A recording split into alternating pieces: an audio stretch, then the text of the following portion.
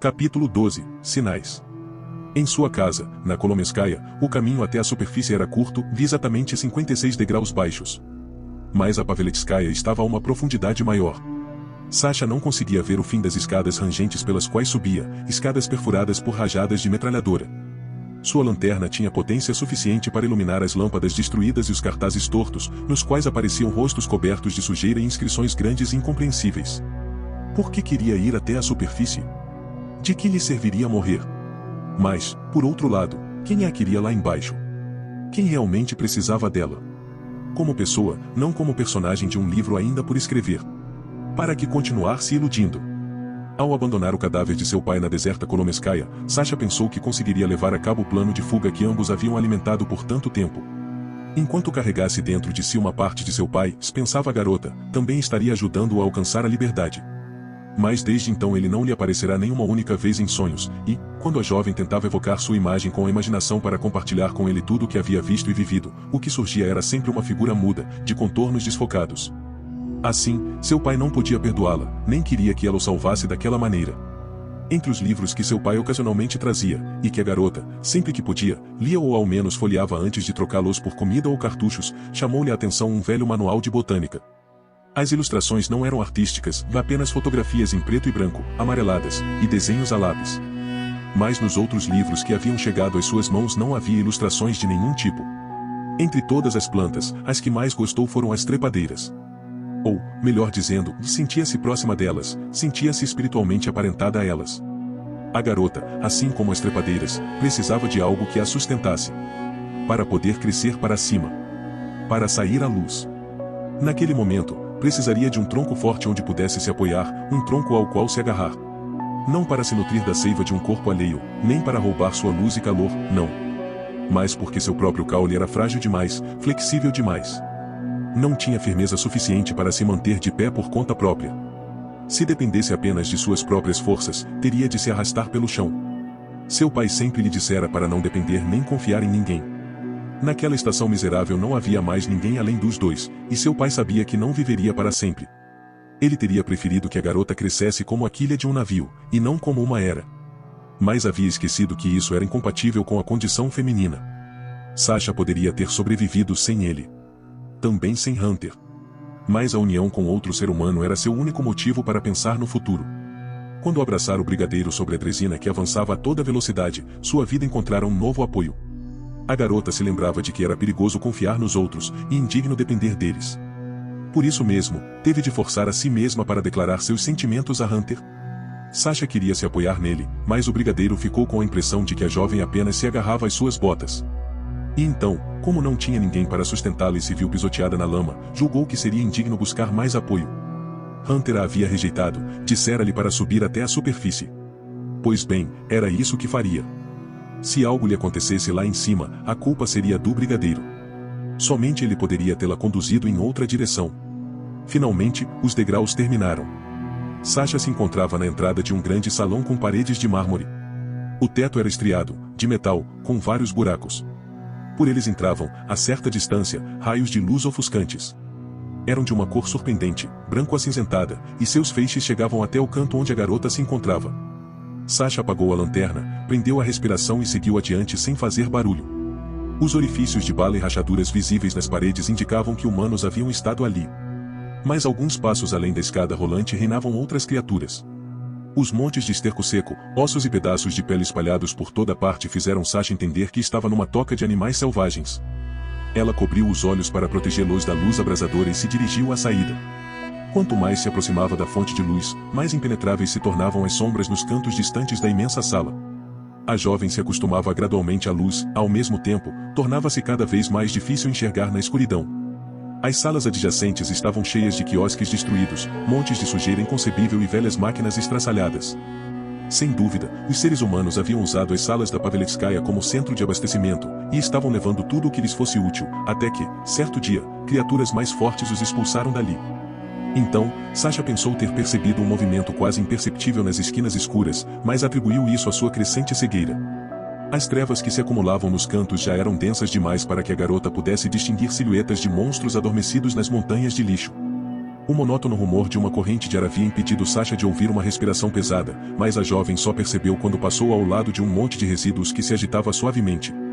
Ela parou imóvel, ouviu atentamente e fixou o olhar em um quiosque que havia caído. Ali, entre seus destroços, descobriu uma estranha corcova e ficou paralisada. O montículo que havia sido um ponto de venda respirava. Quase todos os outros montículos ao redor também se agitaram. Para se certificar, Sasha acendeu novamente a lanterna e iluminou um dos pacotes. O pálido raio de luz encontrou uma pele branca e cheia de dobras, percorreu um corpo gigantesco e morreu na escuridão sem ter alcançado seu outro extremo. Era um congênere da monstruosidade que estivera prestes a matá-la, mas maior. As criaturas estavam em uma paralisia peculiar e pareciam não ter notado a presença da jovem. De repente, uma das bestas grunhiu, respirou ruidosamente pelas fendas oblíquas que lhe serviam de narinas e começou a se mover. Sasha apressou-se em esconder a lanterna e correu. A cada passo que dava pela sinistra toca, ela tinha que fazer enormes esforços para se controlar e quanto mais se afastava da entrada do metrô, maior o número de bestas, e mais difícil se tornava encontrar um caminho que não passasse muito perto de seus corpos. Mas era tarde demais para voltar. E naquele momento, Sasha não estava interessada em saber como voltaria ao metrô. O único que queria era passar entre as criaturas sem sofrer nenhum dano, sair lá fora, olhar, usar seus sentidos, tomara que as bestas não acordassem, tomara que a deixassem ir embora e ela não precisaria. Mal se atrevia a respirar, esforçava-se para não pensar, talvez essas criaturas ouvissem também os pensamentos, e assim se aproximava da saída. Uma peça de azulejo quebrado rangia, denunciando, sob suas botas. Um passo em falso, um estalo mais forte, e as criaturas acordariam e a despedaçariam imediatamente. Sasha não conseguia se livrar da ideia de que, pouco tempo atrás, talvez um dia antes ou até naquele mesmo dia, ela também tinha errado entre monstros adormecidos. Pelo menos, a sensação parecia-lhe familiar. De repente, ela parou. Sasha estava certa. Às vezes, os olhares alheios são sentidos na nuca. Mesmo que as criaturas não tivessem olhos, os instrumentos com os quais exploravam o espaço ao redor tinham uma presença muito mais poderosa que o olhar mais penetrante. Ela não precisava se virar para saber que uma das criaturas que estavam atrás dela havia despertado, e que sua pesada cabeça estava se virando em sua direção. Mas ela o fez. Se virou. A jovem havia desaparecido, mas a Homero não restavam forças para procurá-la. Na realidade, ele já não se importava mais. Mesmo quando o diário do operador de comunicações lhe teria permitido ainda alimentar uma fagulha de esperança de que a doença não o mataria, Hunter havia pisoteado sem piedade essa fagulha. Homero havia iniciado uma conversa com o Brigadier, uma conversa que preparara meticulosamente, como uma espécie de apelação contra a condenação à morte. Mas Hunter não quis conceder o perdão, e também não poderia.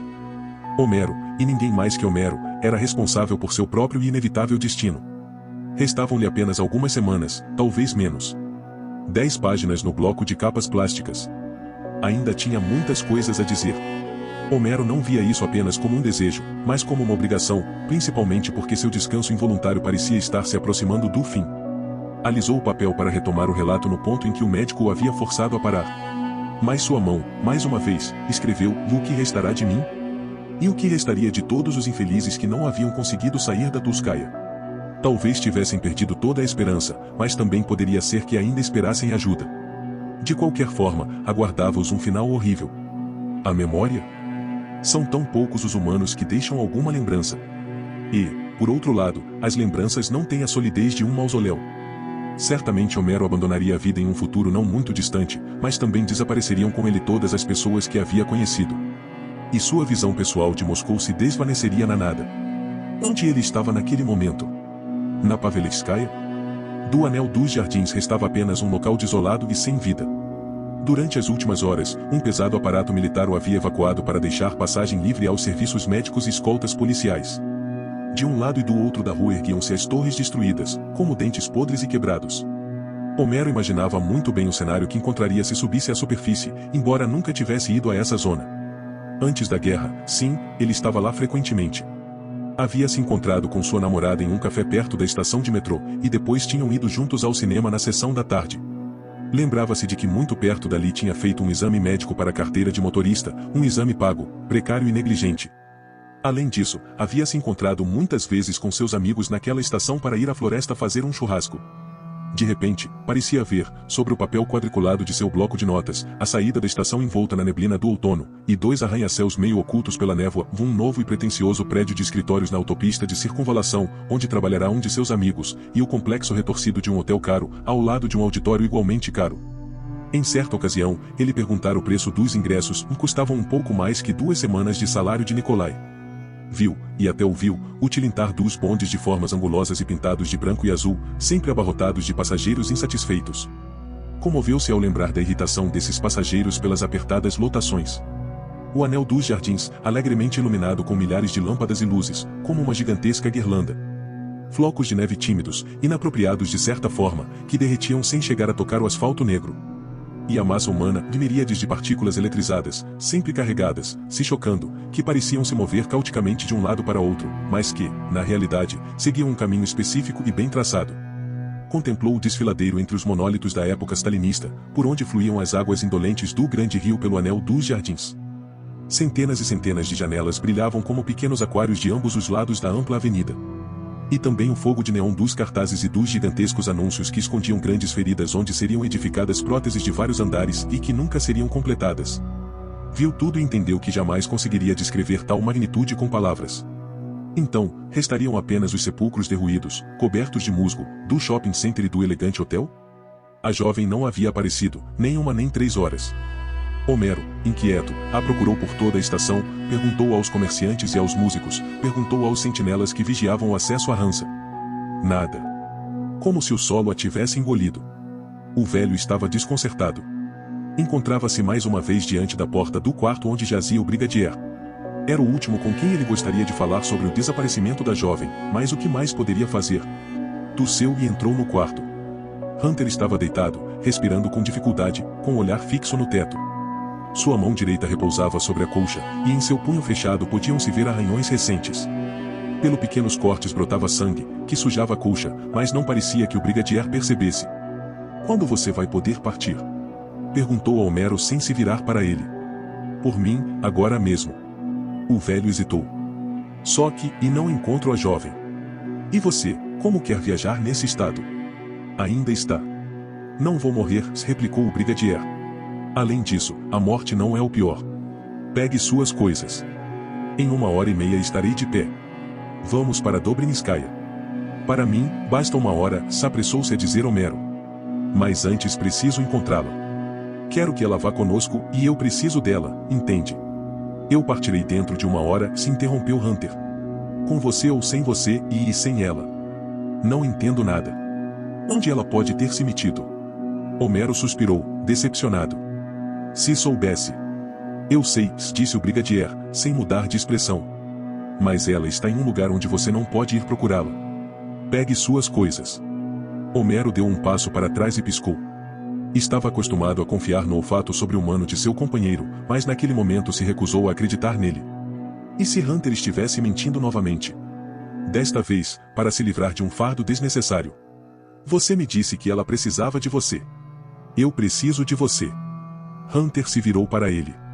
"E você precisa de mim." "Para quê?" disse Homero em voz muito baixa. O brigadier conseguiu ouvi-lo. "Muitas coisas dependem de você." Hunter fechou lentamente os olhos e os abriu novamente. Homero teve a impressão de que o implacável brigadier queria piscá-lo, e sua testa se cobriu de suor frio. A cama rangeu, e Hunter se sentou. Ele apertava os dentes com força. "Vá. Pegue suas coisas para que esteja pronto quando o momento chegar." Antes de sair do quarto, Homero parou por alguns instantes e pegou do chão a caixa de pó vermelho, abandonada em um canto. A tampa estava rachada, as dobradiças estavam tortas e danificadas. O espelho havia se quebrado. Homero se virou, irritado, e disse a Hunter: "Não posso ir sem ela." A monstruosidade media quase o dobro de Sasha. Sua cabeça chegava até o teto. Suas garras pendiam até quase tocar o chão. Sasha sabia que aquelas bestas eram rápidas como um raio. Sabia que atacavam com uma velocidade inimaginável. Se a criatura tivesse querido capturá-la, se tivesse querido matá-la no ato, bastaria usar um de seus membros. Mas, por motivos desconhecidos, o animal hesitava. Não teria servido de nada atirar, e de qualquer forma Sasha não teria tempo para mirar. Ela deu um passo vacilante para trás, na direção do corredor. A monstruosidade emitiu uma espécie de gemido e avançou desajeitada em direção à jovem, mas não aconteceu mais nada. O monstro parou mais uma vez e a observou com seu olhar cego. Sasha ousou dar mais um passo. E outro.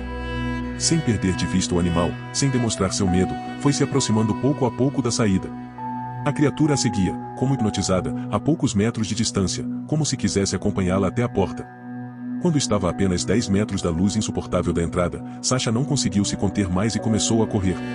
O animal rugiu e se lançou atrás dela. Sasha correu a toda velocidade, com os olhos fechados, até tropeçar, dar um salto e escorregar pelo chão áspero e duro. Estava convencida de que a monstruosidade a alcançaria a qualquer momento e a despedaçaria, mas, por algum motivo, seu perseguidor a deixou escapar. Passou um longo minuto, e depois outro, ao redor da jovem não havia mais nada além de silêncio. Sasha ainda não havia aberto os olhos e procurava dentro da bolsa os óculos de fabricação caseira que comprará do sentinela. Eram feitos com 2 fundos de garrafa, de um vidro verde escuro, anéis de lata que serviam como armação e uma correia de borracha. Os óculos podiam ser colocados sobre a máscara de gás. Seus cristais redondos se encaixavam perfeitamente nos visores da máscara de borracha. Então ela conseguiu abrir os olhos. Aos poucos, levantou as pálpebras. No começo com cautela, sem levantar a cabeça, mas logo se animou e contemplou o estranho lugar onde se encontrava. No alto estava o céu. O verdadeiro céu, radiante, incomensurável. Ali havia mais luz do que qualquer refletor poderia produzir. Ela o via de uma cor verde uniforme. Havia nuvens baixas, mas entre elas se divisava um verdadeiro abismo. O sol. Ela finalmente conseguiu vê-lo através de uma camada de nuvens especialmente fina, num círculo do tamanho de um pistão, imaculado em sua brancura, tão brilhante que poderia perfurar os óculos de Sasha. A jovem se virou, assustada, esperou alguns instantes e lançou outro olhar fugaz. Sentiu uma certa decepção, afinal, não era nada mais do que um buraco resplandecente no céu. Para que tanta divinização? Mas não. Tinha um feitiço, um poder de atração, algo que emocionava. A porta por onde Sasha havia deixado a tenebrosa caverna onde moravam as bestas brilhava com uma luz quase tão intensa quanto aquela. A jovem pensou, de repente, e se o sol também fosse uma saída para um lugar onde nunca escurece? E se fosse possível sair da terra, assim como havia sido possível sair do subsolo?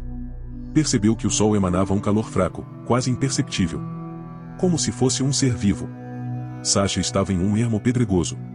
Ao seu redor havia casas velhas em ruínas. Suas janelas negras somavam até 10 andares. Eram edifícios muito altos e havia uma quantidade incontável deles. Eles se interpunham uns aos outros, se aglomeravam como para ver melhor a Sasha. Atrás dos altos edifícios, havia outros ainda mais altos, e atrás destes últimos se divisavam os contornos de verdadeiros gigantes. Era inacreditável, mas Sasha conseguia vê-los todos. Estavam todos eles coloridos daquele estúpido tom verde, igual ao chão sob seus pés e o ar, e o céu sem fim, resplandecente, insano. Mas, contudo, a jovem conseguia vislumbrar distâncias inimagináveis. Mesmo quando seus olhos já estivessem acostumados há muito tempo com a escuridão, estavam feitos para a luz. Nas horas noturnas em que ela passará diante do abismo onde começava a ponte, ela só havia avistado os feios edifícios a no máximo 100 metros da porta hermética. Atrás desses, a escuridão era impenetrável, e a própria Sasha, nascida sob a terra, não conseguirá ver além disso. Nunca antes ela havia se perguntado seriamente o quão grande seria o mundo em que vivia. Para ela, sempre existiu apenas o pequeno e escuro receptáculo onde morava. Centenas de metros em qualquer direção. Além disso, começava o abismo final, o limite do universo, a absoluta escuridão. E embora soubesse que a Terra, na realidade, era muito maior, nunca fora capaz de criar uma imagem dela.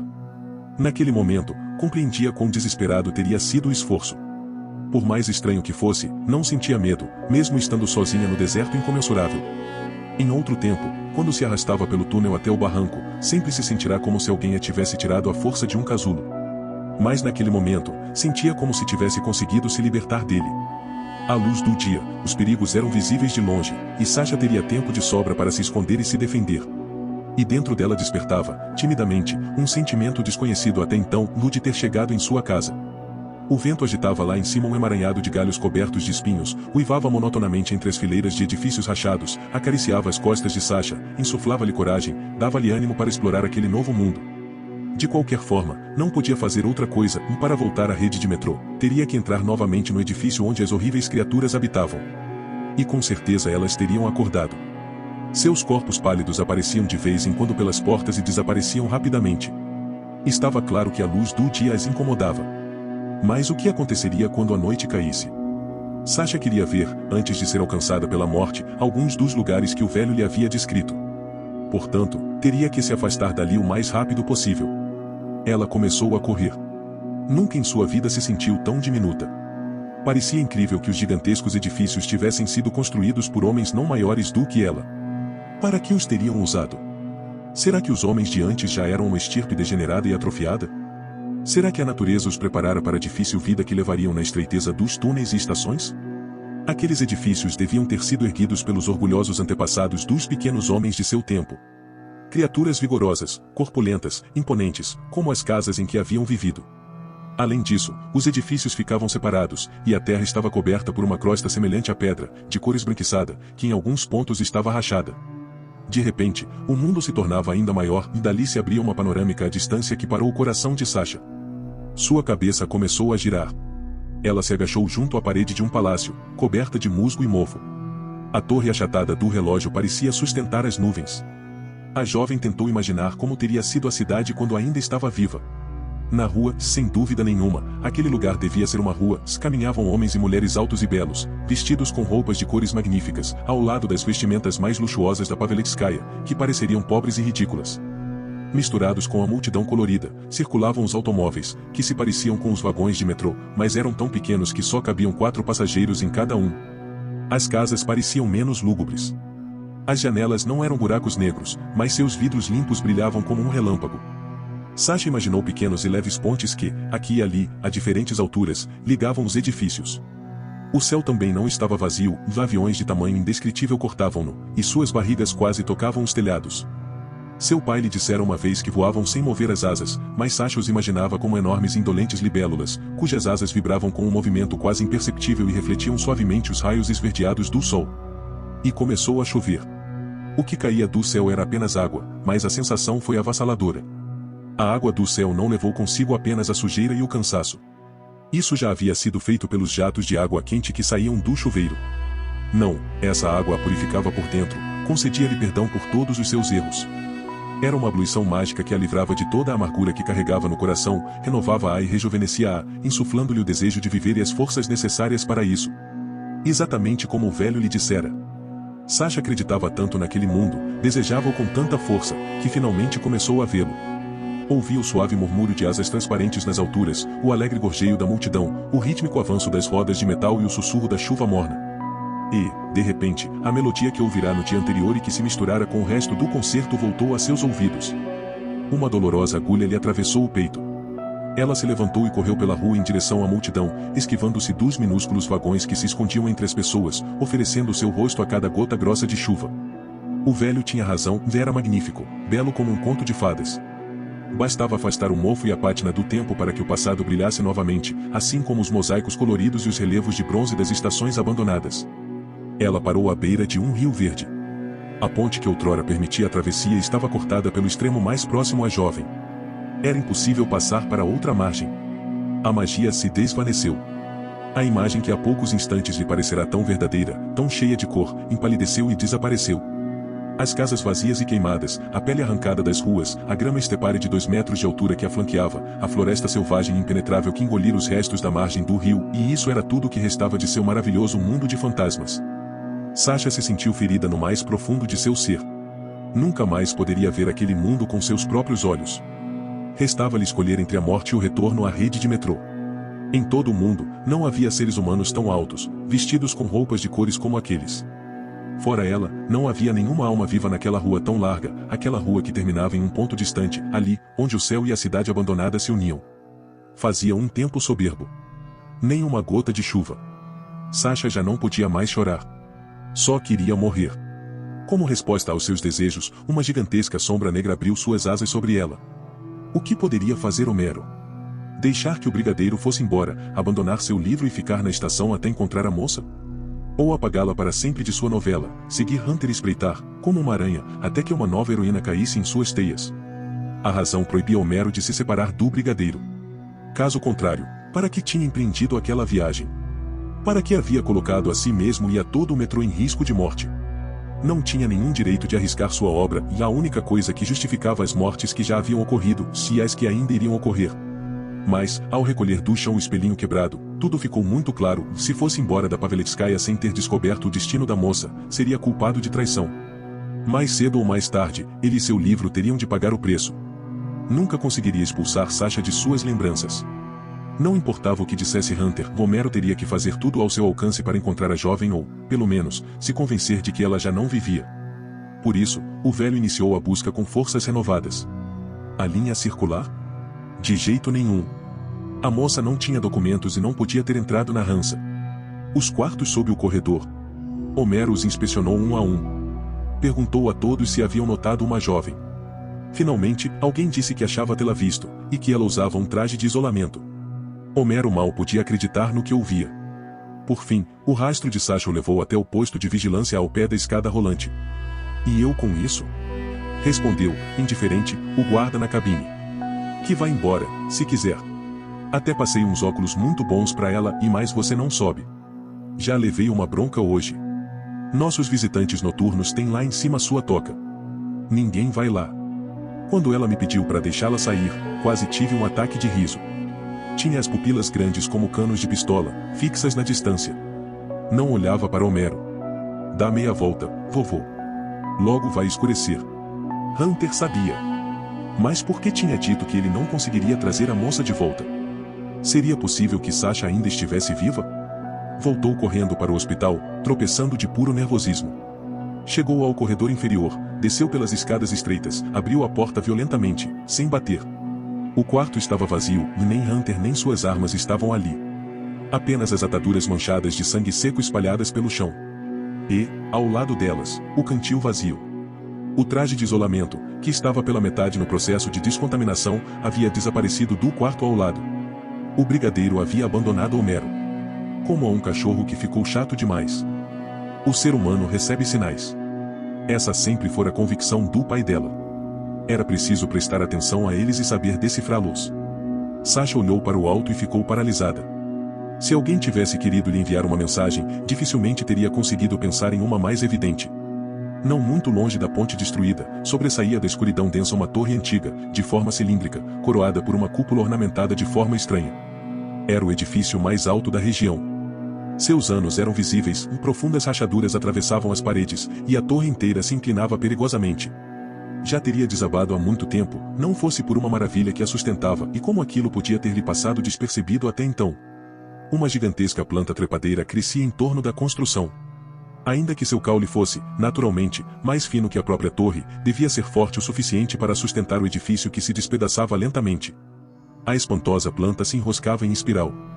De seu caule partiam galhos mais finos, e desses, outros ainda mais delgados, e todos teciam uma espécie de rede que mantinha a torre em pé. Em tempos antigos, sem dúvida, fora tão frágil e flexível quanto seus brotos mais jovens e tenros.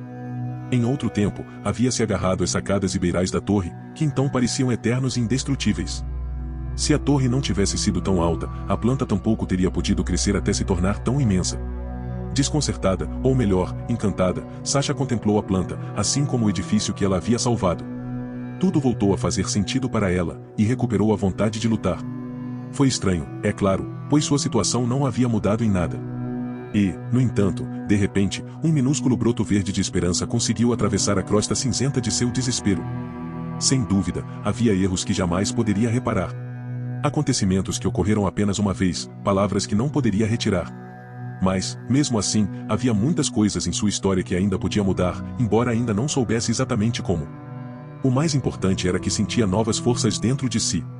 Sasha achou que compreendia por que a criatura faminta não a havia devorado, alguém tinha detido o monstro com uma corrente invisível para que a jovem tivesse uma chance.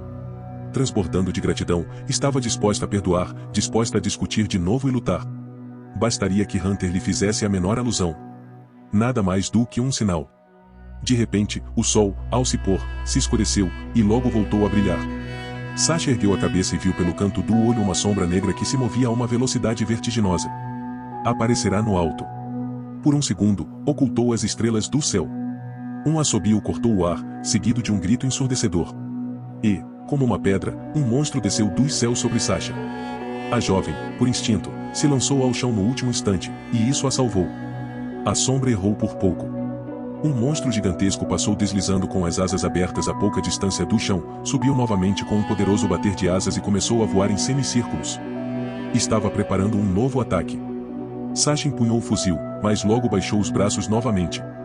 Nem mesmo uma rajada frontal teria sido capaz de deter o monstro, e menos ainda matá-lo. E, além disso, teria que acertar o alvo. Ela voltou ao terreno aberto de onde partirá para seu breve passeio. Não perdeu tempo pensando em como voltaria à rede do metrô. O monstro voador soltou um grito de caça e mergulhou novamente sobre ela. Sasha se enredou com as calças largas do traje isolante e caiu de bruços no chão, mas conseguiu se virar de costas e disparar uma breve rajada. As balas assustaram a criatura por alguns momentos, sem causar-lhe ferimentos sérios. Sasha aproveitou os poucos segundos que havia ganhado para se levantar desajeitadamente e correr em direção às casas mais próximas. Finalmente sabia como se proteger de seus atacantes. As sombras que voavam em círculos pelo céu agora eram duas. Mantinham-se no ar com o pesado movimento de suas asas largas e coriáceas. O plano de Sasha era simples, mover-se colada à parede dos edifícios para que os gigantescos e invencíveis monstros não pudessem agarrá-la. Como sairia dali depois? Mas o que importava?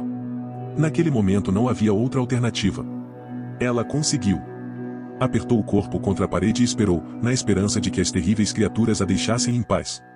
Mas não era óbvio que tinham experiência em perseguir presas muito mais habilidosas que Sasha. Aterrissaram, primeiro uma, depois a outra, a uns 20 metros da jovem, e se aproximaram lentamente, com as asas dobradas para trás. Uma segunda rajada não as assustou, ao contrário, as enfureceu ainda mais. Parecia que as balas ficavam cravadas em sua pele espessa sem lhes causar dano. O animal que mais se aproximara de Sasha mostrou os dentes, e sob seu focinho proeminente e seu lábio negro curvado para cima, apareceram presas tortas e afiadas como agulhas. Ao chão. Sasha se jogou, sem nem pensar na origem daquela voz. Inesperadamente, uma explosão ocorreu ao seu lado, e uma onda de choque abrasador a envolveu. No instante seguinte, veio uma segunda. Ouviram-se gritos animais selvagens e um som de asas se afastando. A jovem, cambaleante, levantou a cabeça, tossiu a poeira que havia entrado em seus pulmões e olhou ao redor. A pouca distância, viu um buraco recém-aberto no asfalto, cheio até a borda de um sangue escuro e oleoso. E, ao lado dele, um pedaço chamuscado de asa, assim como vários pedaços de carne, sem forma reconhecível, carbonizados. Sobre a terra árida se aproximava, com passos firmes e regulares, um homem robusto, vestido com um pesado traje isolante. Hunter.